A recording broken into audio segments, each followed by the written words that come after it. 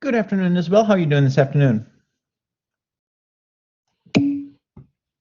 I am doing well. Thank you for asking. All right, this week we're going to be doing some review of what we learned last week, and then some different types of free response questions. I highly recommend that you go over the free response questions you've gone through before, because you'll notice there is a pattern, and they're all basically done the same way, and you'll see that today, and we'll go through them. Okay, so the first problem that I want to do, this one was just a couple years ago. It's a free response question dealing with volumes, area, and volume of rotation. Now, that's usually how they do the types of problems. They'll ask you, they'll give you a figure, they'll ask you to find the area, they'll ask you to find the, maybe they'll tell you that the area of the base is a region, you have to find the solid, and then volume of rotation. Now, this one was a very difficult problem because, and it wasn't because it's hard to set up. I mean, they're pretty easy to set up. This one was a difficult problem because this was on the non-calculator part of the test. There are two problems that are non-calculator, or I'm sorry, there are four problems that are non-calculator and two problems that are calculator. Now, if this was a calculator-based problem, it probably would have been a fairly easy one to get done with pretty quickly. And we're going to use our calculator today when we solve this because I don't want to spend too much time. Or we'll just set the problem up, and if you want to go back, you can solve it or put it into your calculator and solve, okay? If I had a problem like this, and let's do this with our calculator, okay? So if I have a problem like this, the first thing I would do is I would plug it into my calculator and graph it out so it looks exactly like this. Now, do you know how to change your window range on your calculator?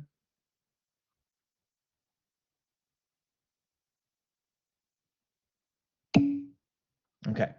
So if I was going to use a calculator on this problem, I would go y1 is equal to, and I'd plug that in. So what I want you to do is I want you to plug that into y1. So y1 is equal to, let's just go the -2 plus 3 cosine of pi over 2x. And then I would say y2 is equal to 6 minus 2x minus 1 squared, okay? So plug that in, and then we're going to find a good window range for this thing, and I'm going to do it on my calculator also. So I'm seeing the same thing you are. So -2 plus 3 cosine of pi over 2 x.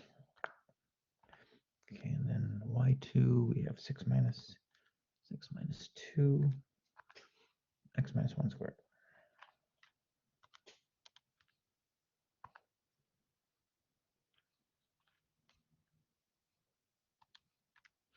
Okay, and I'm going to graph that out. And you shouldn't stop until you get a picture that looks almost exactly like what is on there.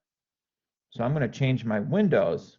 I'm going to change my windows. My x min, I'm going to go just -1, x max, maybe 3. I just go a little bit bigger, a little bit smaller. Y min, it looks like 1, 2, 3, 4, 5, 6. Maybe I'll go -6 at my lowest point, and Y max 1, 2, 3, 4, 5, 6. I might go 7 or 8. So, and then I graph it out, and I have a graph on my calculator now that looks almost identical to that graph. Okay. How about yourself? Do you have something that looks very similar? Okay. So now we're going to just use our calculator to solve all these. Okay. So part 1, it says find the area of R. Well, we know the area of R is top function minus bottom function. So I would just go to integral from, what is that, 0 to 2. And then what is the top function? Is top function, I should have just grabbed one of them so I know what the top function and the bottom function are. Because it really does make a difference, doesn't it? So I'm just going to turn this one off. I'm just going to graph the top, the -2 plus 3 cosine. Okay, so the -2 plus 3 cosine, that's this graph right here. And this, so this is, in my calculator, I have this as y1, and I have this as y2, okay? So remember, if we're doing this, it's y2 minus y1. If that's how you plugged it in. If this is how you plugged it in, it would be y2 minus y1. So I'm gonna do that on my calculator. I'm just gonna tell my calculator, and remember, we can plug it in as y1, y2. We don't have to type the whole thing back in. So I'm just gonna go to math, down to my integral. I'm just gonna tell it y2. Let's see, y2 minus y1. Oops. And then I have to do the comma, x comma 0 comma 2. 0 comma 2. And I come up with 14.66. Is that what you came up with? All right, so part 1 done. Now, remember, on this exam, and I don't know what year it is, it's only a couple years old, you had to do this by hand. So that would have been a little tricky taking the integral of all of this stuff, but it should be able to be done. Okay. Now, part B, it says the region R is the base of a solid. For the solid at each x, the cross-section perpendicular to the x-axis, it has an area of this. Okay, so perpendicular to x-axis, it has an area of this. So we don't even know what the area is. We don't know if it's a square or anything. But remember, when we're finding the solids, if this is the base, all we need to do is find the area of one object. So they gave it to us. It was like, oh, they already gave us the area. So in this problem, I would just go integral from 0 to 2 of 1 over x plus 3. Because all we had to do is find the area of 1. Well, they gave us what the area is. So I'm going to plug that into my calculator. So if I plug that in, so this time I'm just going to type it in because I don't want to. So let's see here. So f int. Let's see, go 1 divided by x plus 3. I'm going to put that inside parentheses so I don't mess up. And then that's comma x, comma 0, comma 2. And I ended up with 0.5108. Is that what you came up with?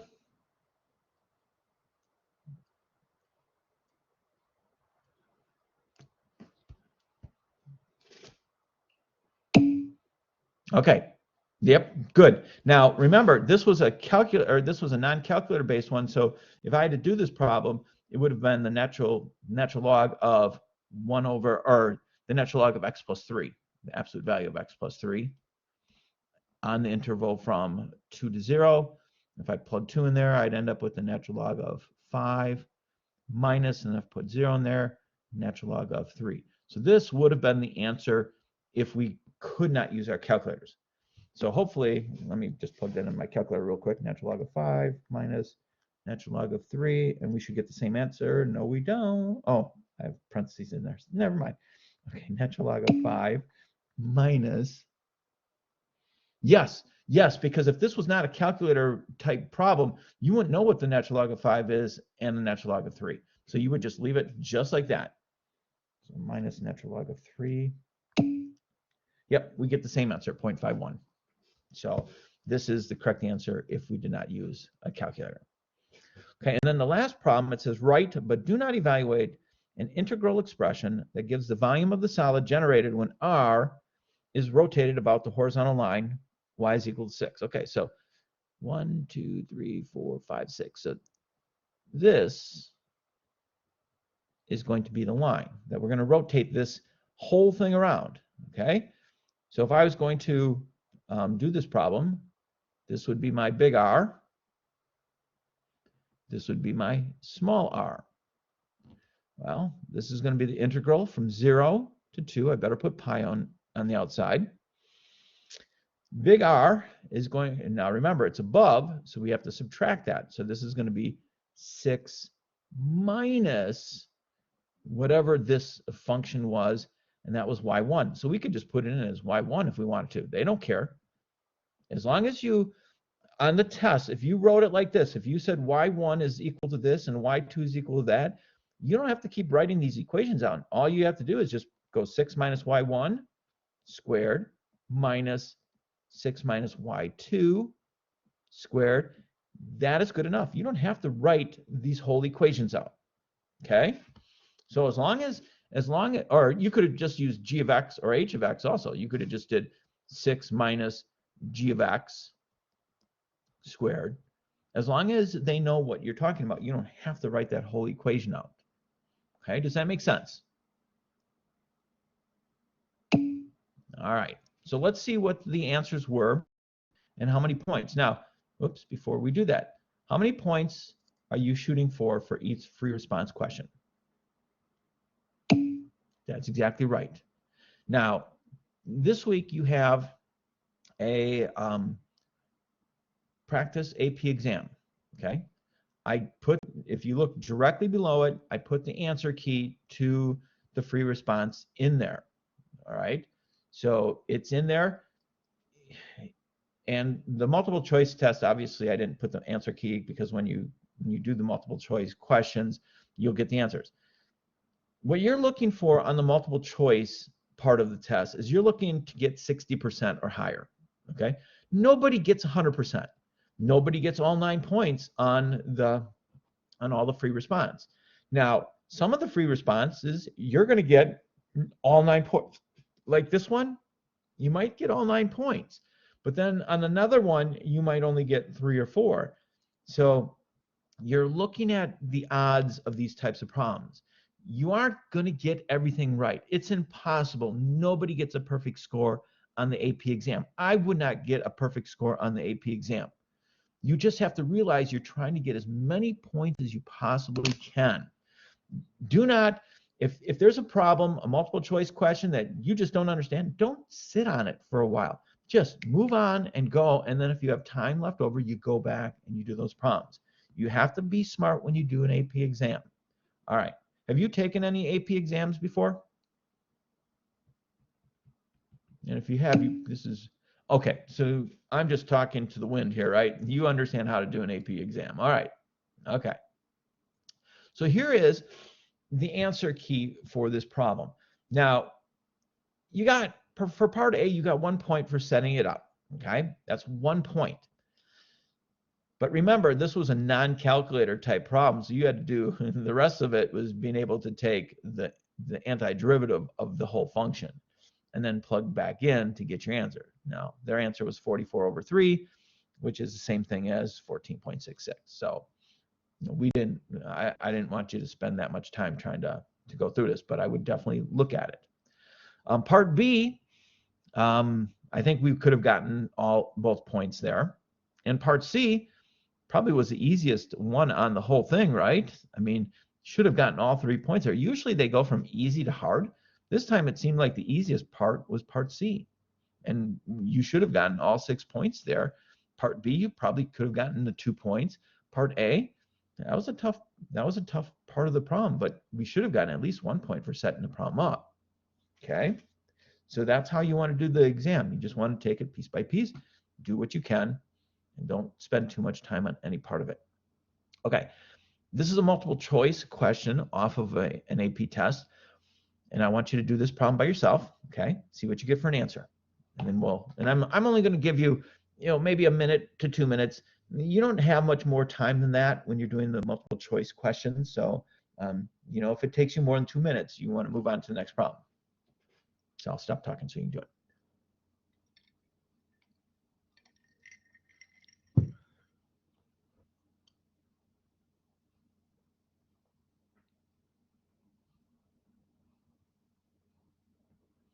And this is obviously a calculator-based problem.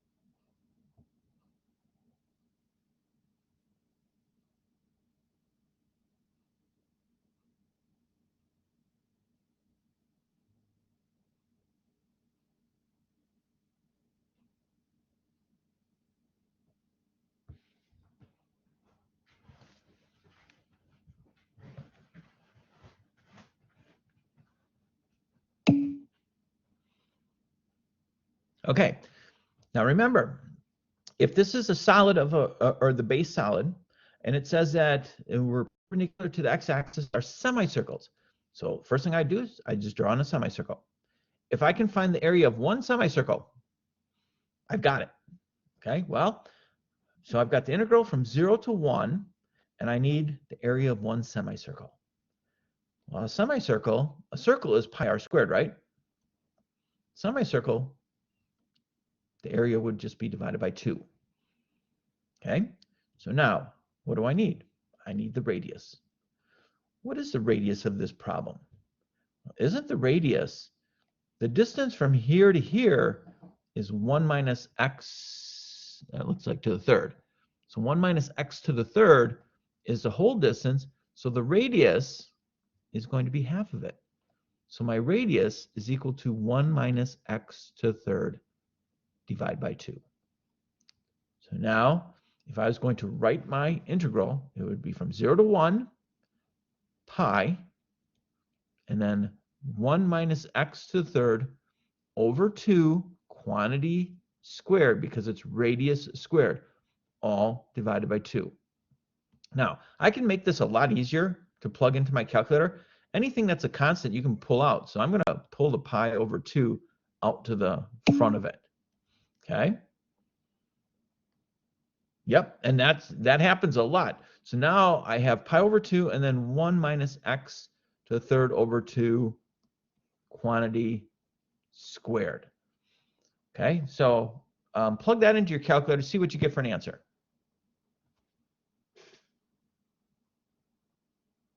And I think I did this one.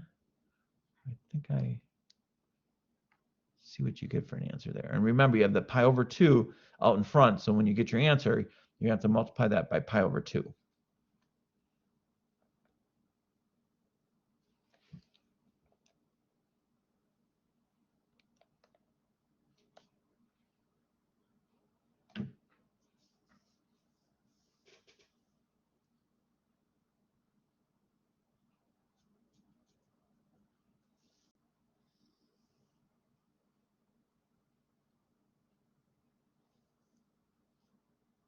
Okay, now I came up with, and you can do this, I think I came up with 0.252 for my answer.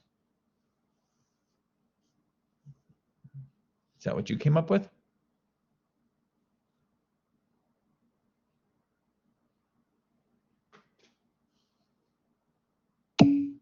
All right. So letter A is the correct answer. So now this problem took a couple minutes, right? But you don't want to spend more time than that on any one problem. All right, now, this is a 2018 type problem. I'm not sure if this was on last week's assignment. Was it? People entering a line for an escalator? Okay, so now you've seen a bunch of these, right? The snow falling down, and then she's shoveling it off, gravel being brought to a place, it being unprocessed and processed. They're all the same. And I would definitely go through those before the AP exam, because you're gonna, all of the questions are basically the same on every single one of them. So for example, in this one, it says people enter a line for an escalator at a rate modeled by the function r given by. So here, this is how fast the rate is. So if I took an integral between like 0 and 10, it would tell me how many people are entering the calculate, that the total number of people, right? So the area underneath this is going to tell me total number of people. Okay. And then it says where r sub t is measured in people per second and t is measured in seconds. As people get on the escalator, they exit the line at a constant rate of 0.7 persons per second. So this is really important. There are 20 people in the line at time t is equal to 0. That's pretty important. So everything that they give you is pretty important.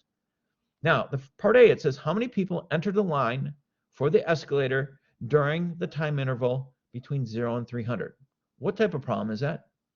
Is it a derivative? Is it an integral? What type of problem is that?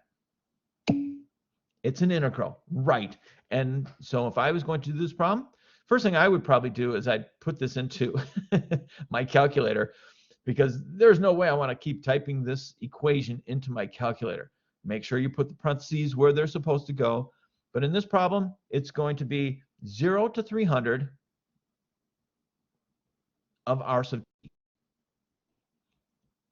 And if I put this in my calculator, y1 is equal to, and I'm going to let you do that. I want you to put that into your calculator. I want you to put this equation in as y1, okay? And then I want you to solve this. I want you to find the integral from 0 to 300 of R sub t.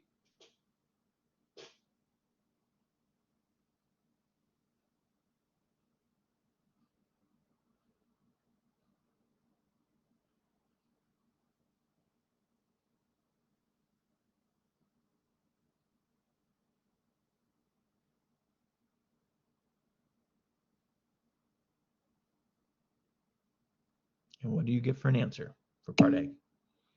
270 is correct. That is it. Excellent. So all of these types, I don't care if it's the snow one, the gravel one, I don't know if we did the one with the sand on the beach being washed away and being pumped back on. They're all the same. Something's being added, something's being subtracted. Okay, so 270, got it. Bingo, awesome. Now, it says during the time interval between 0 to 300, there are always people in the line for the escalator. How many people are in line at time t is equal to 300? So at the very end. So you already found out that there were 270 people total, right? So in this problem, if I was thinking about part B, I got to think about, okay, there were 20 people there to start with, plus the 270 people that entered the line between 0 and 300, but I have to subtract off the number of people that were getting off people that were leaving. So in this problem, it told us that people were leaving the escalator at 0.7 persons per minute or per second, right? And this is 300 seconds. So all I have to do is say, oh, so 20 people started, 270 entered between 0 and 300, and then I'm going to subtract off the number of people, so 0.7 times 300, because 300, it's 300 seconds, right? So I think 0.7 times 300 is 210. So I just ended up with 200, or 220, I'm sorry, plus 270 minus 210. And I believe, I'm not 100%, so 20, 80? So that isn't, I mean, it sounds like a very difficult problem, right? But when you start thinking about all of these problems, the snow coming down, landing on the driveway, and then she's shoveling it off at a pace. Something's always entering and something's always leaving. That is how these problems are all set up.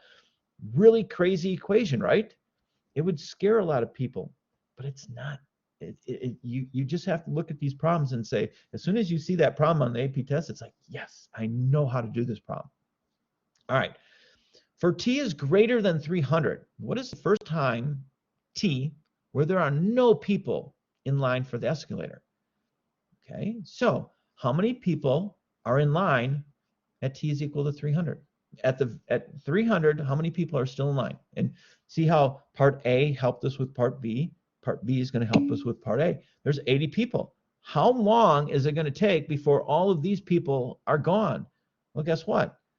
It's the 0.7. They're leaving at 0.7x, right? So if you think about it, if I took 80, divide by 0.7, let's see if I do that on my calculator, 80 divided by 0.7, I get 114 more seconds. So I'm going to take 114.28 more seconds before they're all gone. Oh, so I guess I think I better. So for first time t, there are no people in line. I wonder if I have to add the 300 on there. Sometimes that's a little confusing. So I might just add that 300 on. So it would take like 414 seconds before all of them were gone.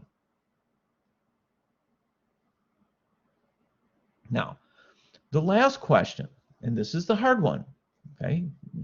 They got harder as they went. It says, Between 0 and 300, at what time t is the number of people in line a minimum? To the nearest whole number, find the number of people in the line at this time. Okay, so we always have to start by thinking about time 0 and the very end. So you always set up a table. Okay, time. So when did it start? Time 0. When did it end? 300. Okay, tell me how many people were in line at time 0.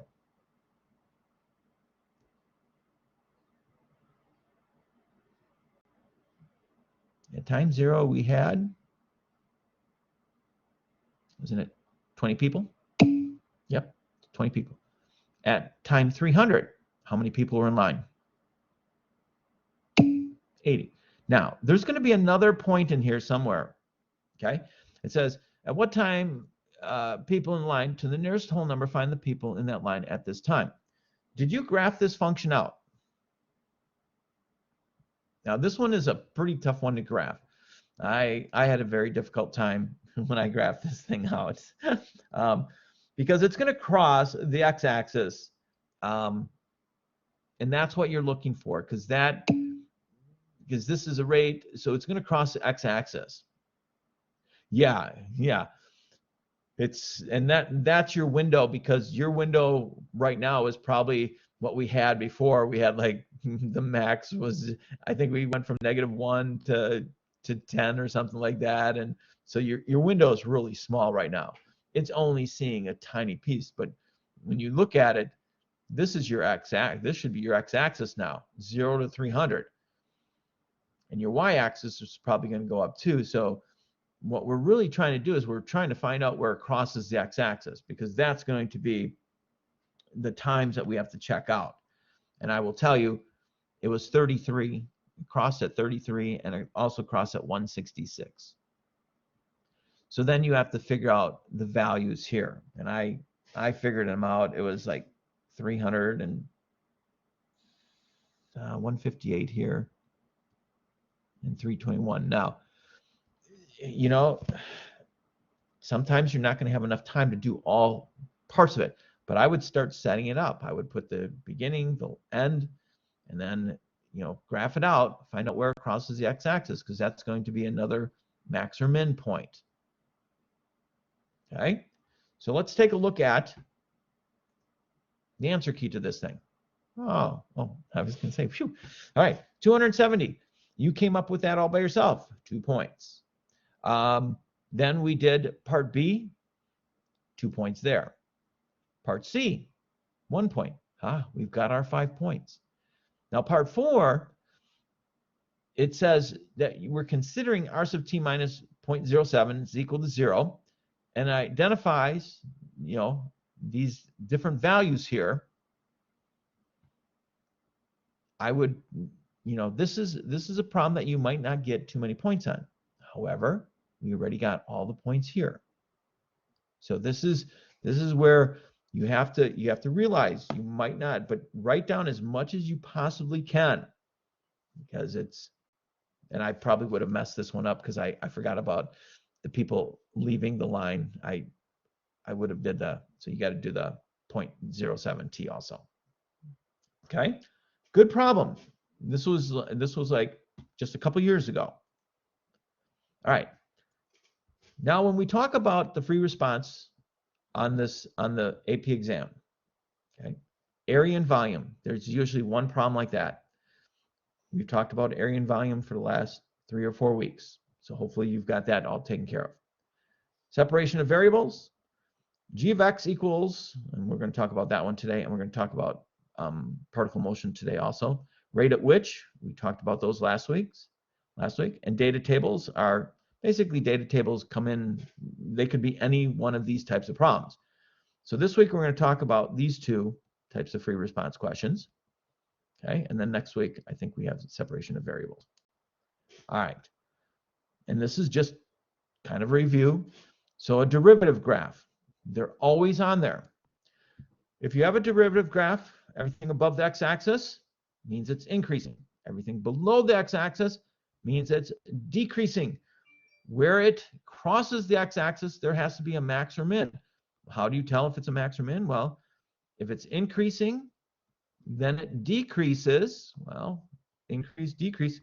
This is a maximum value right there. Here, it's decreasing because it's below the x-axis, increasing because it's above the x-axis. That is a minimum point. And when I get a derivative graph, it's exactly what I do. Is I draw all this stuff in. I put down increasing, decreasing, max, mins. It's the first thing that you should be doing on those types of graphs. Now, they also tell you where something is concave down and concave up. If you have negative slope, it's concave down. So from this point to this point, the graph is concave down because the derivative, the derivative of the derivative is negative. So negative slope means concave down. Concave up, positive slope. Concave down, negative slope. Concave up. And then there's points of inflection where the slope changes. If it goes from negative slope to positive slope, point of inflection. So those are all things that you should be able to tell just by looking at a derivative graph. So here is a type of problem they would give you on an AP exam. Well, this is a multiple choice one. Okay, so this is a derivative graph. It says the graph of f prime, the derivative of the function f is shown above. Which of the following statements must be true? Okay, so I'm looking at this thing, and the first thing I do before I even read the question is I write down increasing, decrease, decrease, increase. So if I'm going from decreasing to increasing, this is a minimum. If I look here, I'm going from increase to decrease. This is a maximum. Okay, so now f has a relative minimum at x equals -3. F has a relative minimum at x equals -3. Is that a true statement or is that a false statement? I would say that is a true statement. Okay, that is true. Number 2, the graph of f has a point of inflection at x equals -2. Here's -2 here. Is it changing slope? Is it changing from positive slope to negative slope? Nope, this is not true. Part 3, the graph of f is concave down between 0 and 4. Well, here's 0, here's 4, negative slope. That is definitely concave down. So 1 and 3, I would go with letter E. So that, and I'm not a big fan of these types of problems where it could be more than one, but you just have to be real careful when you're doing them. And this is the type of free response question you'll get. And they're usually non-calculator based. Okay, so here's a type of problem that you're going to get. It says that this is graph of f, but in reality, it tells you that g of x is equal to the integral of 0 to x f of t. Well, that means this is that f of t is the derivative, because if you take the integral of a derivative, you get the function.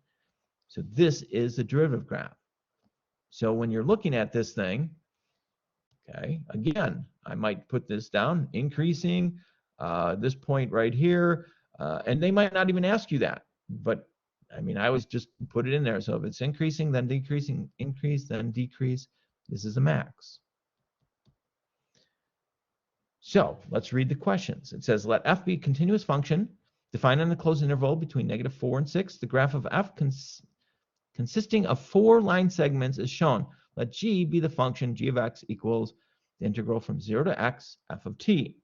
Okay, so we've got that. Then it asks, part A, on what open intervals is the graph of g concave up? All right, so where is it concave up?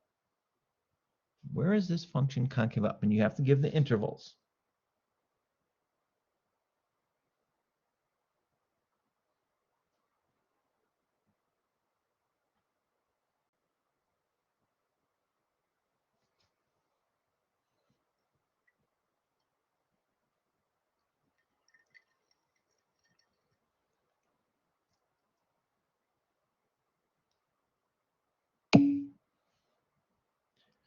When it is increasing from -4 to -2 and 2 to 6. That is absolutely correct.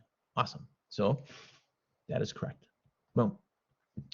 part P, or part B. Let P be the function defined by P of x equals g of x times f of x.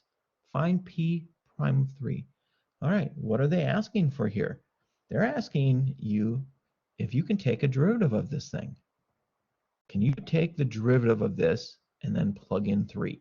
Because they're telling us the P function is equal to g of x times f of x. Well, okay, so if I want to take the derivative of P, this is my function.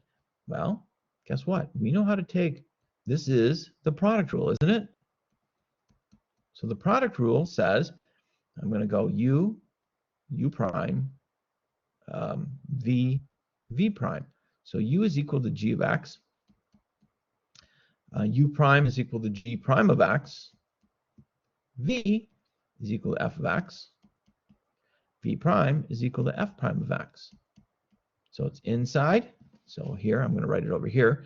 So P prime of 3 is equal to G prime of 3 times F of 3 plus, and then outside,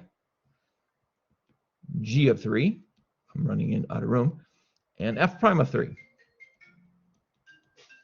Sorry about that. Let me turn this off. 1 second. Hey,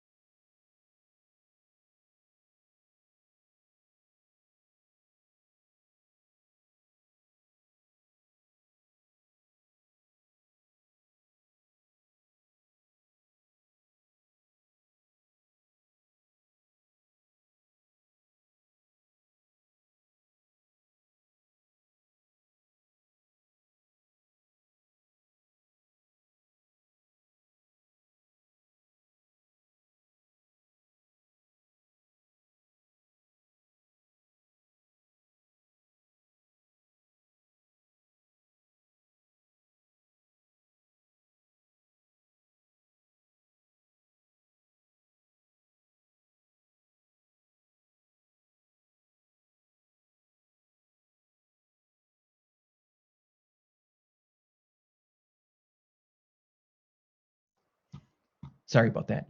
Okay, then, so for the rest of the problem, you have to be able to figure out what G prime of 3 is equal to.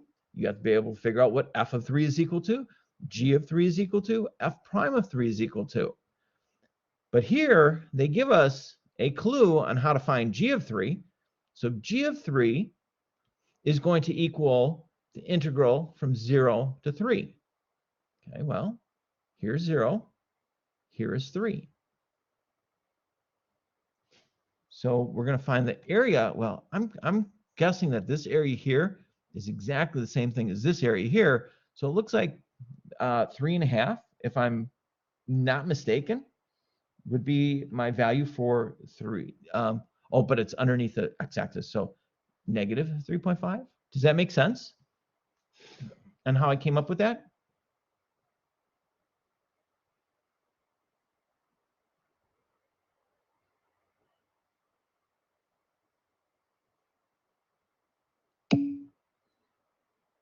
Correct. Yep. And since I'm going from 0 to 3, 3 is out here. This here, I could have found the area, but it's this exact same area as this piece here. Okay, so these two are exactly the same. So one's positive because it's above the x-axis. This is negative because it's below the x-axis. So this is really the only thing that I had to find. And I just counted up a 1, 2, 3, 3.5 below the x-axis, negative 3.5. Then I have to find, so this is the F, this is the F graph. So what is F of 3? Well, I just look at, I find F of 3 here. So F of 3 is negative 3. Is that right? So that's negative 3. Now F prime of 3 would be the slope at 3. So that would be the slope at 3. So that's positive 1. And then I still have to find G prime of 3. But G prime of 3 is exactly the same thing as F of 3.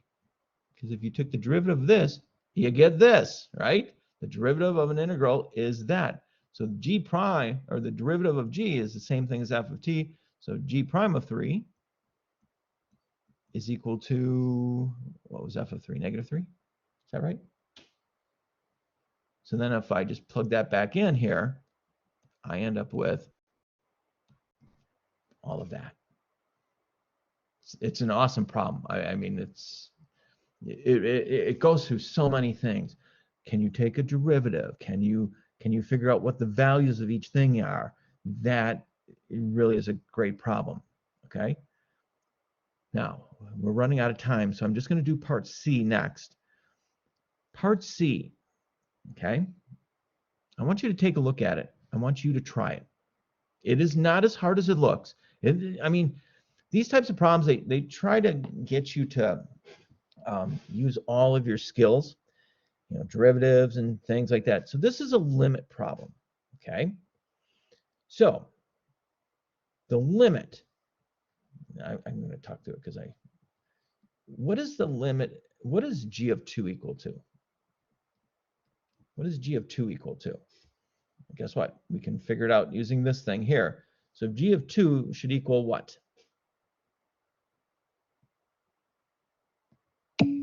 0 is correct. So I've got 0 up here. Over, well, 2 squared minus, so that's 4 minus 4, that's 0. Oh no, that's 0 over 0. What do we do when we end up with an indiscriminate? Remember that? When we're talking about limits and we ended up with 0 over 0, we use L'Hopital's rule. And that tells me to take the derivative of the top, so that's g prime of 2 over, what is that, 2x minus 2. So now if I put 2 in the bottom, that gives me what, 2? What is g prime of 2? Well, isn't that the same thing as f of 2? What is f of 2? Is that negative 4? If my math is, if I can look at this correctly. Yep. So the answer should be negative 2. Kind of cool. I mean, look at that problem. It's a limit problem, but you're using a graph to figure out the values. I get excited about these problems. They are so cool. I'm sorry. All right. But we do have to also talk about, so let's just look at and here are the answer keys for this. So the negative 4 to negative 2, 2 to 6 was where it was concave up. Part B, I don't think I completed the whole thing. I just found all the values. So it was 5.5. Part C, we had to use L'Hopital's rule, and we ended up with negative 2 there. Negative 4 over 2, which is negative 2. Okay, good problem. But so I believe this week you have, and I didn't look at, I should have looked at that more closely. But you should have problems like that. So I'm just jumping into it. So you have graphing of f prime, okay? And then you also have particle motion problems. So let's talk about particle motion problems. Particle motion problems are problems where you have, remember we talked about this just a little while ago, position. If you take the derivative of position, you get velocity.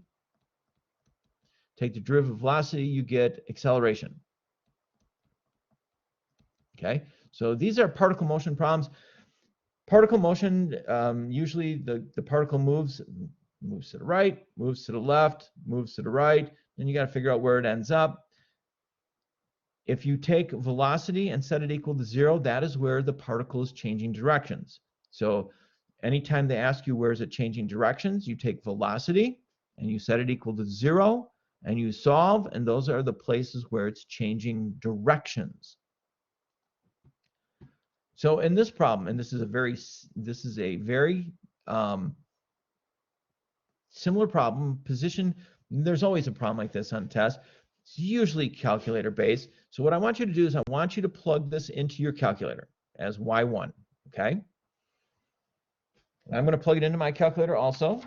When you're doing problems on the AP test, always have your calculator in radian mode, okay? Don't ever put it in degree mode because it always messes up. Always have it in radian mode. Okay, so I'm going to put this problem in also as y1, 1 plus 2 sine of oops, x squared over 2. All right. Okay, so it's in there. Usually I graph them out just to see the graph. Make sure your windows are fairly decent. In this problem, it says a particle is in position x equals 2 at time t is equal to 4. So, you probably don't have to go anything past 10. You probably would have a decent window there. Okay. So part A, it says at time t is equal to 4, is the particle speeding up or slowing down? Okay. Now, particle motion, to be speeding up or slowing down, the velocity and the acceleration have to be the same sign. It doesn't matter, the velocity and acceleration have to have the same sign. It doesn't matter if they're both positive or both negative. So what you're going to do is you're going to find v of 4. Okay, so what is v of 4? And you can just, since you already have it into your calculator, you should be able to just go to table, plug in 4, and you should be able to get your value there, right? So what is v of 4? 2.97. So it's positive, right? So it's positive. So now we want to find the derivative. So I'm just going to go v prime of 4. Okay? You know how to take a derivative on your calculator? Okay, so you're going to use y1 again, right? So we're going to go the derivative of y1 at 4. And we want to see what the value is there. What do you get for a value? I'll do the same thing. Negative 1/16? Really? Well, I shouldn't say anything. I haven't put it in my calculator yet. So it's negative. Yep. Okay, 1 point. Okay. All right, that sounds a little bit better. So negative. So are the two signs the same? No, they're not. So that means the particle is slowing down. It's not speeding up. It's slowing down because the velocity and the acceleration are opposite signs, means it's slowing down. Okay, does that make sense? So whenever they're asking if it's speeding up or slowing down, you just find the velocity and the acceleration, and just positive or negative. Okay. Part B, it says find all the times t in the interval between 0 and 3 when the particle changes directions. Do you have your graph out? Okay. Where does it cross the x-axis? Because that's where it's changing directions. Because that's when x, I mean, you could do it this way. You could go 1 + 2 sine of x squared over 2 and set it equal to 0 and solve this. Good luck. Good luck solving that. Much easier to plug it into your calculator and find out where it crosses x-axis, because that is where it is. What do I want to say? That's where it's going to equal 0.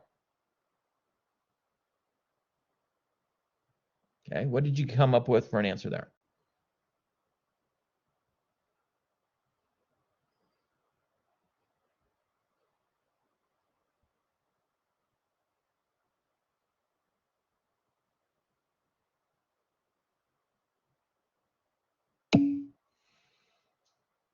Okay, what you do is go to, do you have a trace button? Way at the top, I have 5 blue buttons. One is y is equal to, one is Windows, one is Zoom, one is Trace, one is Graph. You have those buttons on yours? All right. Hit second trace. You want to go to Calculate. Okay. Now, you see where it says 0?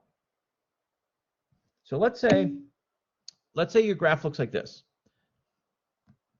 Okay. This is considered a 0. So what you're going to do is you're going to hit 0, and then you're going to get a little cursor on your screen, on your graph. You're going to have a little cursor. First, you want to have the cursor to the left of where it crosses the x-axis. You hit enter, and what it'll do is it'll put an arrow at the very top. And then you're going to move your cursor till it's on the right-hand side of this 0. And then you're going to hit enter, and it's going to put an arrow on the top like this. So the two arrows, whatever's between there, it's going to find the 0. So if there's a 0 in between there, now if you did it like way over here, if you did this and this and it doesn't cross x-axis there, it's not going to find anything. It's going to give you an error. But if there's a point where it crosses x-axis, it will find that exact point. Does that make sense? Or did I talk too fast over that?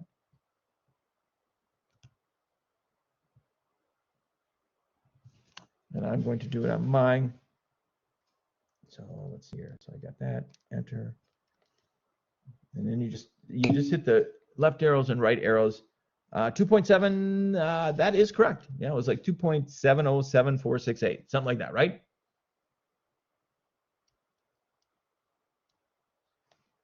All right. I'm going to skip the rest of these. So here we ended up with, so 2 points here, 2 points there for the 2.7 where it crosses x-axis. Okay. I want to talk a little bit about the multiple choice part of the exam. The multiple choice part of the exam, and you do have multiple choice today. There are 28 questions and you get 55 minutes. So, you know, you're talking about 2 minutes apiece. Some of them you're going to do much quicker than 2 minutes, right? Some of them you're going to look at and you're going to say, oh, this is pretty easy. Boom, boom, you're going to get done in 30 seconds. Some of them are going to take you a little bit longer. So what I want to do is I just want to go through a couple multiple choice questions with you today. This problem here, I'm looking at this and it's like, okay, the integral, I'm going to simplify this thing down. You know, first thing I look at is like, oh man, I'm looking at this. I can write it like this. So this really becomes 1 over 3x. Okay. Anytime there's an x in the bottom to the first power, I know that's going to be natural log. So I'm going to take the integral of 1. Well, the integral of 1 is just x minus, what is that going to be? 3 natural log of x plus c. That is absolutely correct. Letter B. Very good. Okay, try another one. All right. What is the value of the limit as x approaches -1? Okay, and you know, I'm going to let you try it and see what you get.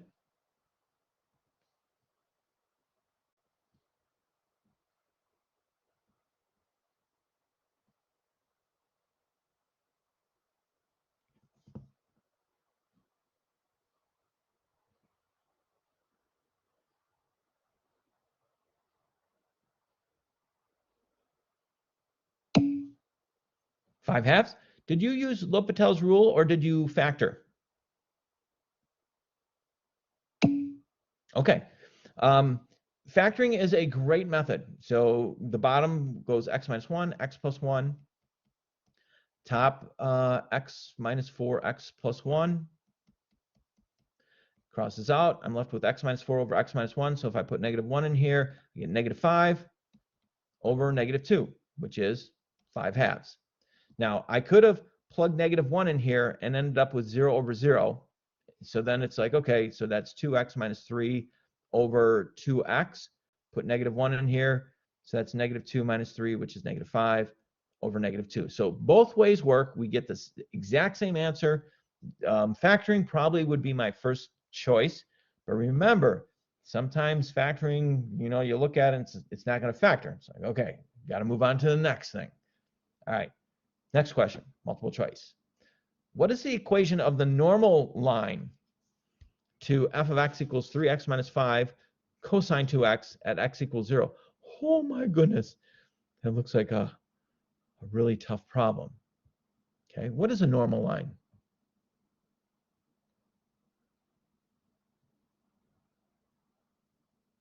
What is normal? I mean, we talked about a lot of tangent lines, right? We talked a lot about tangent lines. What do they mean by normal line? It has something to do with the reciprocal slope. That's exactly right.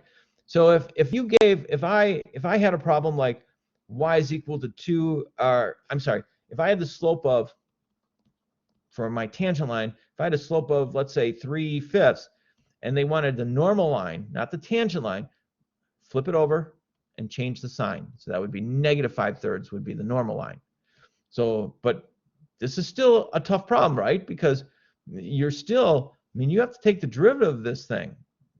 Okay, so, you know, how do you write an equation of an equation? You need point and slope. Well, the point, we know 0 is part of it. So if I put 0 in here to get my y value, that's 0 minus 5 times cosine of 2 times 0, which is 0. Cosine of 0 is 1. You got to know that. And then the slope, I would just take the derivative of that thing, and that would do it. But I don't, we're running out of time here. So, but that's the gist of that type of problem. And when you see the multiple choice questions, they just, you know, they're all over the place. Is that the last problem on my slideshow? No. I was going to say, was there another one in there? All right. So here it says a particle moves along the y-axis so that its position at any time t between 0 and 5 is given by, so this is a position function. In which intervals is the particle speeding up? Okay. So on this problem, first thing I do is, I mean, on which intervals is the particle speeding up? That means I have to find where it's changing directions. The only way I can find where it's changing directions is to find the velocity and set it equal to 0. So position function is t to the 4th minus 18t squared. My derivative or velocity function would be 4t to the 3rd minus 36t, set it equal to 0. Goodness. I'm going to factor out a 4t. So that gives me t squared minus 9 equals 0. That factors, and that's where factoring comes in real handy. 4t, and then t minus 3, t plus 3 is equal to 0. So this thing is changing directions at, well, we've got positive 3, negative 3. You can cross the negative off because time can't be negative, and 0. So I'm looking at 0 and 3 for where it can change direction. It doesn't have to change directions there. But remember when we did the first and second derivative test, we'd have to put, this would be my first derivative test. My intervals would be from negative infinity to negative 3. Don't even have to deal with that because it says the interval is between 0 and 5. So I'd have to look at 0 to 3 and 3 to 5. And I have to see if it changes there. So, and my guess would be it would be t to 3 to 5 because there's no square roots of 3 in my answer. So that is how I would do a problem like that. Whew, time is up. Next week is our last time together. Now, what I'm going to tell you this week is you have an exam review and some free response questions. Do your, work them out as best you can. You're not going to get everything right. It is impossible. You just do the best you can. And, each week you've been sending some questions to me. I have, as I said, I do have the answer keys for all of the free response questions for the exam review. So they're all in there already. So you can, but I wouldn't look at them. I would do the problems first, then go back and take a look at the answer keys. Then if you have questions, then email me and we can go through those. All right. Next week, we'll do exactly the same thing. We'll do a review, and then last week is the exam, and then the following Monday is the AP exam. And you know exactly where you're going, right? You're taking it south? All right. I will see you next week. Same time, same place. Last one, and then you're done. Have a good one. Bye.